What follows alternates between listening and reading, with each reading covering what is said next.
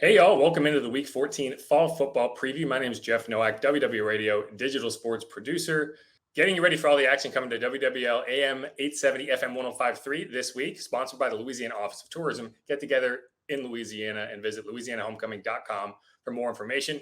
And I've got a great guest to help guide us through another busy week of NFL action. That's Ross Jackson, host of the Locked On Saints podcast and co-managing editor of Canal Street Chronicles, covering the home team daily with great content. How you doing today, Ross? Hey, doing great. Glad to be here with you, buddy. Thanks so much for letting me jump on with you. Glad to be here. For sure. And you're more upbeat than a person would typically be talking about the Saints at this point in the season. And that's the matchup we're going to start with. The Great. 5-7 Saints, 5 consecutive losses, the first time since, the Hurricane Katrina season of 2005 that the Saints have lost 5 straight. They also lost 6 games straight in that season. They had losing streaks of 5 games and 6 games. So it's been worse, right? Yeah, right. You're not going to have another 6-game losing streak later on this season. You don't There's have to not worry enough about games that. to Not do enough it. games for Right. it. That's the only saving grace is the season will end. But yeah, so that's going to be Saints at Jets. It's either a get right game or a trap game or both. I don't know. We'll get into it a little bit. It's going to be at MetLife Stadium, because the New York teams don't actually play in New York. Only Right. Buffalo plays in Only New York. Buffalo. They It's play the in only New York Jersey. team. Then the coldest and That's the right. windiest, apparently, as we learned on Monday. It's going to be at noon on Sunday. It's going to be on CBS, and you can obviously listen at WWL AM 870 FM 1053. As you mentioned, Saints are favored in that game. I think that tells you a lot about the Jets. What's your take? What's your initial read on that game? Yeah, look, you mentioned, is it going to be a get right game? Is it going to be a trap game? I think that the initial read on this for me is that it has to be a get right game. I mean, we can call any of the last probably 3 or 4 games must win for the New Orleans Saints, but it doesn't get much more must win than going up against a 2-8 team that's bottom of the NFL across multiple categories when it comes to defense. So a real opportunity for the Saints to figure out what this offense looks like, and hopefully the return of Alvin Kamara helping them out quite a bit as well. Yeah, I think when you say must win, there's always kind of a context clue in there, which is like, Hmm. oh, this is a must win if you want to compete in the division. This is a must Right. win if you want to have a chance at the top seed in the bye. This is a must win. It feels like just for the season to matter, Right. for Keep the your season final alive. 4 games to actually have relevance. And that's probably, it's been a really weird season to cover. It's been a really weird season to analyze because there just hasn't been a team to analyze. It's been Yeah. different every week. This week, you're looking at Cam Jordan, who's literally never missed a game in his NFL career. Right. 172 games, 172 games played, 11 seasons. It's the longest streak in the NFL. He's on the COVID list. He might play, he might not. He has to string 2 negative tests together. But that's just such a good example of, this is a weird season. Weird stuff happens. And a guy who's never missed a season or never missed a game in his career is on track to miss a game because of something that has nothing to do with injuries. It's just kind of a Right. freak situation. Yeah, absolutely. No, I mean, you're looking at this New Orleans Saints team that has had several different starting lineups all throughout this season. And the thing about it is that starting with next week, you're already going to be looking at a brand new starting lineup on the offensive side because you have Taysom Hill in at quarterback, who's going to be paired with Alvin Kamara as a starter, hopefully for the first time this season. So brand new starting lineup at that point. So this team just continues to rack those up. By the time that they get through this game, over 80 games missed combined by folks that you would call starters at the beginning of this season. And that's a pretty big deal for any team. Right. And even when we talk about injuries on a week to week basis, you've already gotten to the point where you're not even saying the name Michael Thomas. You're not even Right. saying the name Will Lutz. Those are just pieces you never had. And Hmm. and it's like, oh, can we get the pieces that are there to play? They haven't Right. had Teron Armstead or Ryan Ramczyk much of the last month. Right. But you did mention, so Alvin Kamara is coming back. And I think when you look at the line, the Saints are favored in this game. They're 3-point favorites despite going on the road, having lost 5 straight. And I have to imagine Alvin Kamara probably playing. It seems like he's going to play. He practiced in full yesterday. Uh, it feels like that's kind of the key. What do you think, Alvin Kamara can bring to this offense to kind of revitalize it that we haven't seen in the last, month? He's been out 4 games. Yeah, look, he's been out 4 consecutive games, but he's still your team's leading rusher. He's your leader for the yards from scrimmage, and he's also your leading receiver with 32 receptions, just in terms of receptions there.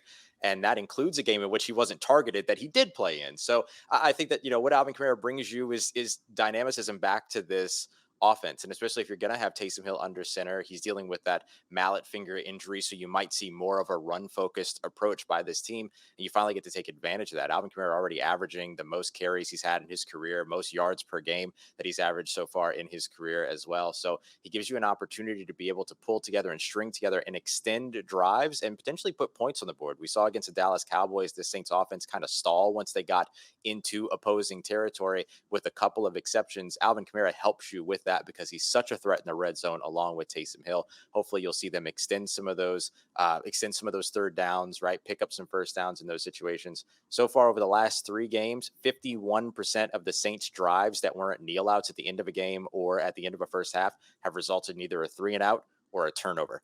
Alvin Kamara helps you curve that really, really bad string of possessions so far that they've experienced recently. Right. And that stat you mentioned, it's not surprising to me that Alvin Kamara is their leading receiver. It's surprising to me that having missed 4 games, he's Right. still their That leading he's still receiver. up there as your leading And reception getter, right? and they're not going to have Deontay Harris the next 3 games. He's suspended. So it's going to be, I think there were more positives to take away from that Cowboys game than it seemed like at the end with the 4 interceptions. That was all you wanted to talk about. That was all Right. that mattered.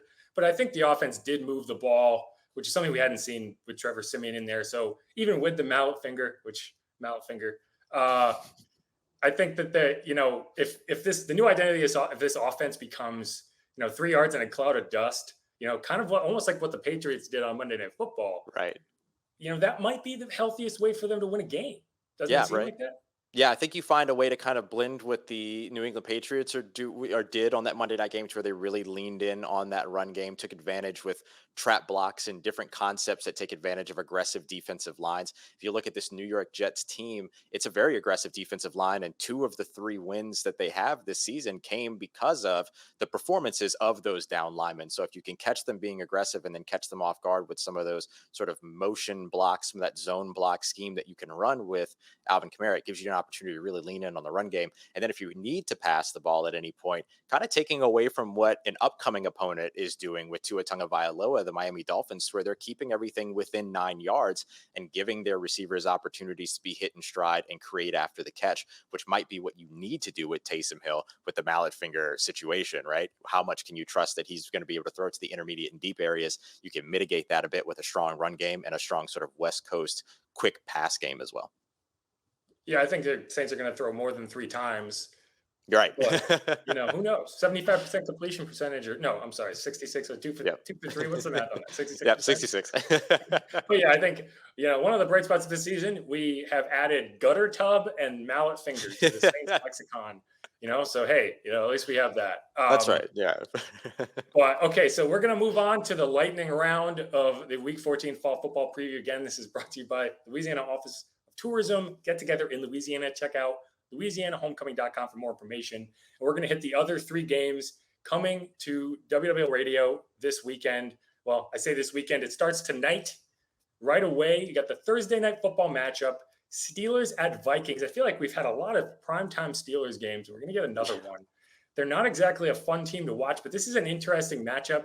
It's going to be cold up in Minnesota, but they play indoors, so that won't be a factor.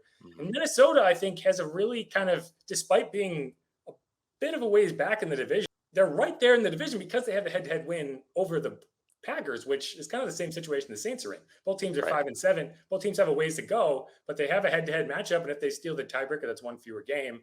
And that's what I see in this matchup. The Vikings are favored by 3. What do you see in that matchup? I like that it's favored by 3 because if you look at where the Minnesota Vikings have been so far, 11 out of their 12 games so far this season have been decided by 1 possession. Wow. That's it, right? They haven't, there's been no blowouts or anything like that. And in fact, Minnesota hasn't lost the game by multiple scores so far. So with that being the case, if you're keeping the line that close, it gives them a real opportunity to hang in this one in terms of what Vegas is looking for. Now, can you bounce back from kind of the hangover of giving the Lions their first win last week on a short week going up against the Pittsburgh Steelers? I'm a little bit interested to see where they are mentally going into this one.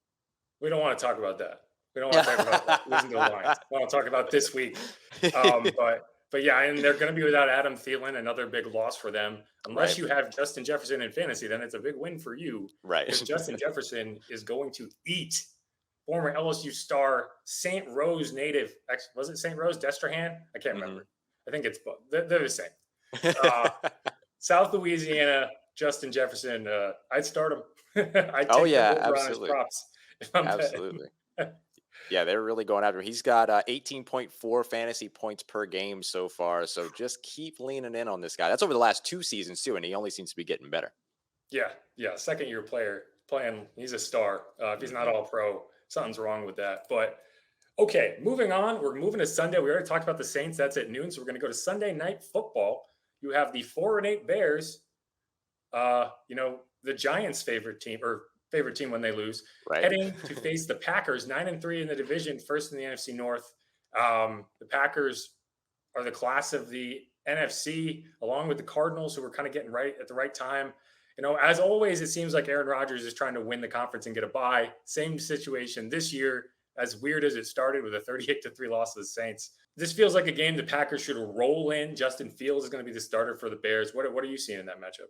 Yeah, 22-5 for Aaron Rodgers as a starter going up against the Chicago Bears, and there's not really enough for the Chicago Bears that gives me any type of feeling that they're going to be able to pull off some kind of a wild, wacky upset in this one. Justin Fields might be able to go. If that's the case, then maybe you get a little bit more creative on offense. You can get weird on offense if you're the coach Nagy. But I just look at this game and it just feels like it's just another opportunity for Green Bay to continue their momentum as they continue to push towards the playoffs. I just don't think that Chicago has on the offensive side what's necessary to keep up with Green Bay. And this Green Bay defense going up against that Chicago offense, in particular, Green Bay defense has seen a bit of a rise here over the past few games and over the course of the recent portion of the season. And I think that works really well for them to where even if they can't get the offense rolling for any reason, the defense should still be able to keep them in it. For sure. And there's some New York, there's some Chicago ties here, and I mentioned it earlier. As the draft order sits right now, Right. uh, picks 4, 5, and 6, you would have the Jets, the Giants via Chicago, and the Giants via the Giants. Also, the three of the top 6 picks in the draft would all go play in the same stadium if the season Insane. pans out the way it does. And the Jets would also pick again. They have Seattle's pick. So, so a lot of good players could be headed to MetLife, where the Saints play this weekend. And the Bears are a big factor in that. Yeah. But hey, who knows? Maybe those picks get sent out for a quarterback who plays in Seattle. But that's another question for another day. See, those Giants, they could get in on the mix, right? They have two top 6 picks. Yep. Anyway, Yeah.